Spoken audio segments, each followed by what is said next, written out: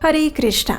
एक सभ्य समाज का निर्माण करने में नैतिकता का विशेष महत्व है। हम देखते हैं कि विश्व के अलग अलग देशों में भिन्न भिन्न प्रकार की संस्कृतियां हैं, इसलिए नैतिकता भी स्थान के अनुसार बदलती है। प्रत्येक व्यक्ति भी नैतिकता के विषय में अलग अलग सोच रखता है, लेकिन भगवान का नैतिकता के विषय में क्या मत है? इस प्रश्न का उत्तर हम आज जानेंगे। इसके साथ ही हम ये भी श्रवण करेंगे कि धार्मिक ज्ञान को प्राप्त करना एक साधक के लिए कितना आवश्यक है, परंतु ज्ञान को प्राप्त करने का सही मार्ग क्या है जिससे व्यक्ति को विरक्ति उत्पन्न हो सके।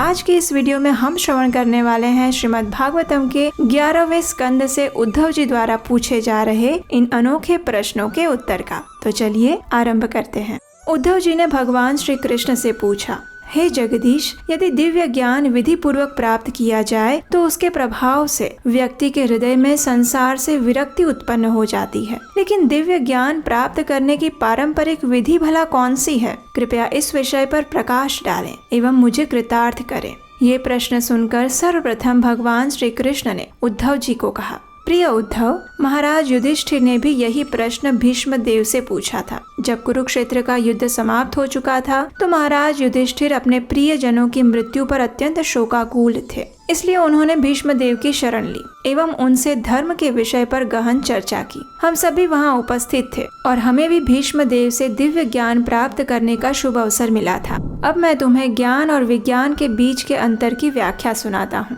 इस भौतिक प्रकृति के निर्माण में 28 तत्वों का प्रयोग होता है। इन तत्वों के मूल कारण परमात्मा है। जब व्यक्ति इन 28 तत्वों और परमात्मा तथा उनके कार्यों को समझने का प्रयास करता है तो इसे ज्ञान कहते हैं। ज्ञानी व्यक्ति ये देखता है कि परमेश्वर ही इस जगत के निर्माता है, परंतु विज्ञान की स्थिति इससे भिन्न है। जब व्यक्ति इन 28 तत्वों को न देखकर उनके कारण अथवा भगवान को देखने लगता है तो उसे विज्ञान कहते हैं। एक विज्ञानी परमेश्वर को भौतिक प्रकृति से संबंधित नहीं देखता, अपितु उन्हें वैकुंठ पति के रूप में देखता है। यदि व्यक्ति इस भौतिक सृष्टि की हानियों पर विचार करना चाहता है तो उसे वैदिक ज्ञान, प्रत्यक्ष ज्ञान, पारंपरिक ज्ञान और तर्क की सहायता लेनी चाहिए। इस भौतिक जगत में सुख कहीं भी नहीं है, यहाँ तक कि ब्रह्मा जी के लोक पर भी केवल दुख ही दुख है। ज्ञान की व्याख्या करने के बाद भगवान श्री कृष्ण ने पुनः शुद्ध भक्ति का वर्णन किया। एक भक्त को भगवान की दिव्य लीलाओं का निरंतर कीर्तन करते रहना चाहिए। वैष्णवों की सेवा करना भी अत्यंत आवश्यक है। उसे ये जानना चाहिए कि भगवान प्रत्येक जीवात्मा के हृदय में वास करते हैं।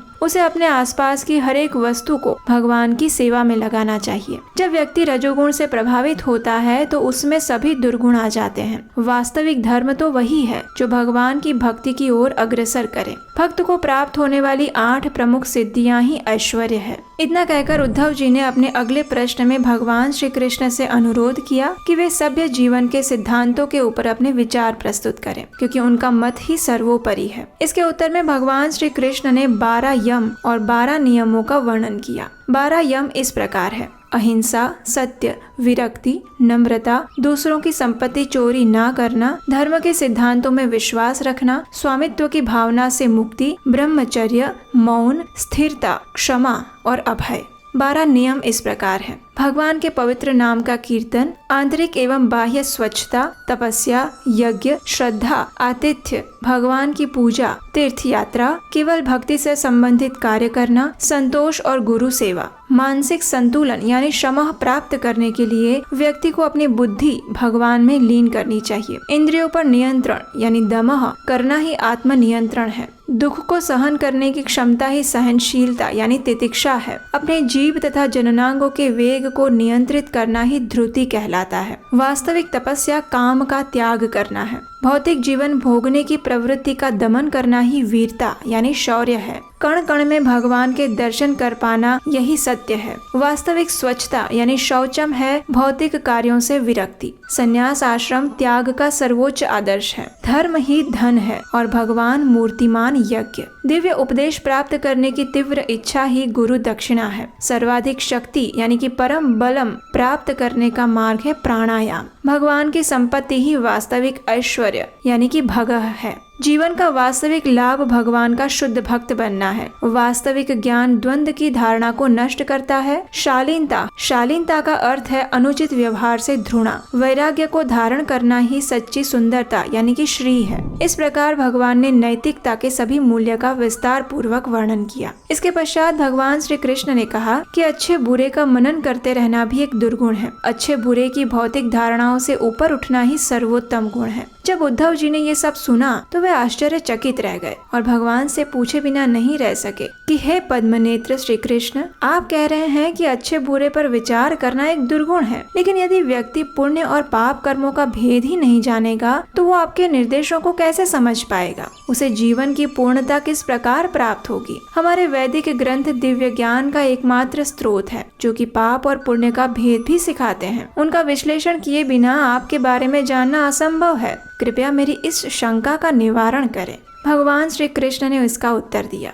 उन्होंने कहा, इस संसार में पाप और पुण्य दोनों सापेक्ष हैं। कभी कभी जो कार्य सामान्यतः पुण्य होता है, अन्य परिस्थितियों में वह पाप बन सकता है। इसी प्रकार से जो कार्य सामान्यतः पाप लगता है, वो कुछ स्थिति आने पर पुण्य कार्य भी बन सकता है। अतः पाप और पुण्य के बीच में स्पष्ट विभाजन कर पाना संभव नहीं है। भौतिक जगत में सभी प्राणियों के शरीर 5 तत्वों से बने हैं, परंतु फिर भी मनुष्य समाज को 4 भागों में विभाजित किया गया है। मनुष्य के लिए अपने धर्म से पथभ्रष्ट हो जाना ही पाप है और अपनी स्थिति पर दृढ़ता पूर्वक बने रहना यही पुण्य है। किसी व्यक्ति का वर्णाश्रम ही निर्धारित करता है कि उसके लिए पाप और पुण्य कार्य क्या होगा। उचित एवं अनुचित का निर्धारण वस्तु, काल और स्थान के आधार पर किया जाता है। जिस काल में व्यक्ति अपने नियत कर्तव्यों का पालन करता है, वह काल पवित्र माना जाता है, और जिस समय व्यक्ति अपने कर्तव्यों को नहीं निभा पाता, वह काल अपवित्र माना जाता है। ऐसे स्थान जहाँ पर मांसाहार किया जाता है, जहाँ की भूमि बंजर है, जहाँ स्वच्छता नहीं होती और जहाँ चितकबरे, हिरण तथा ब्राह्मणों का सम्मान नहीं होता, वह प्रायः दूषित माने जाते हैं। इसी प्रकार से किसी भी वस्तु की पवित्रता और अपवित्रता बताने की भी अनेक मानक है।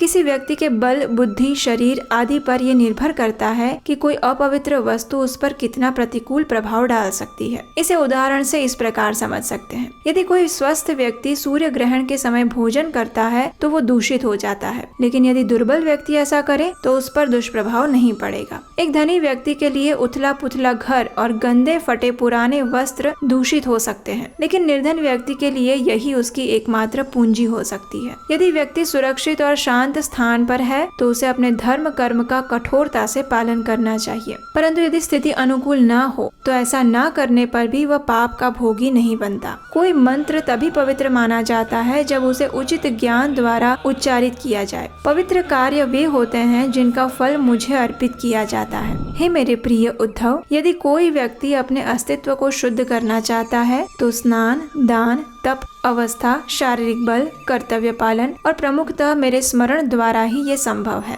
स्थान, काल, वस्तु, कर्ता, मंत्रों तथा कार्य की शुद्धि करने से व्यक्ति धार्मिक बनता है और इन्हीं 6 की उपेक्षा करने से वो अधार्मिक बन जाता है। 14 वर्ष तक की अवस्था तक बालक को पाप तथा पुण्य का कोई ज्ञान नहीं होता, इसलिए वह अपने कार्य के लिए उत्तरदायी भी नहीं होता। इसी प्रकार पशुओं पर भी पाप तथा पुण्य का नियम लागू नहीं होता। इसीलिए मैंने कहा था कि पाप और पुण्य का मनन करना भी एक दुर्गुण है, क्योंकि उनमें कोई स्पष्ट अंतर नहीं। तो आज की वीडियो में बस इतना ही। आपसे पुनः भेंट होंगी उद्धव जी के अगले रोमांचक प्रश्न के साथ। तब तक के लिए ये जानकारी आपको कैसी लगी, ये हमें नीचे कमेंट बॉक्स में लिखकर जरूर बताइएगा। हरे कृष्णा।